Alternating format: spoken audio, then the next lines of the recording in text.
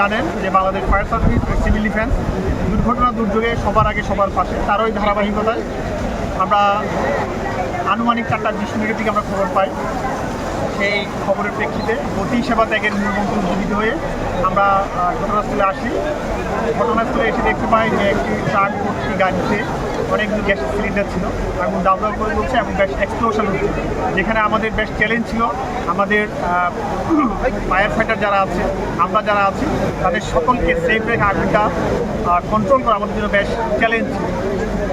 আগুনের ভয়াবহতা এত বেশি ছিল যে আমরা আমাদের পার্শ্ববর্তী যে স্টেশন আছে সরাইল ফায়ার স্টেশন, সেখান থেকে আমাদের দুটো ইউনিট এসে আমাদের সাথে যুক্ত হয়েছে। তো আমরা এখন দেখতে পাচ্ছি ইনশাল্লাহ আমাদের আগুন আমাদের পুরোটা কন্ট্রোলে চলে আসছে। এখন পর্যন্ত আমাদের কোনো যানবাহনের ক্ষয়ক্ষতির কোনো নিউজ নাই।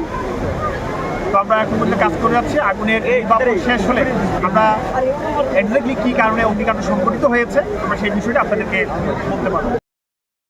সেখানে আপনারা যেগুলো সিলিন্ডার দেখতে পাচ্ছেন, এক ট্রাক ভর্তি, আমাদের কাউন্ট করার এখনো সময় হয়নি। আমরা এখন নির্বাপন কাজে ব্যস্ত আছি। আমরা পুরোটা কাউন্ট করে এক্স্যাক্টলি সর্বশেষ আপনাদেরকে প্রপারলি আমরা তথ্য দিতে পারবো। ধন্যবাদ।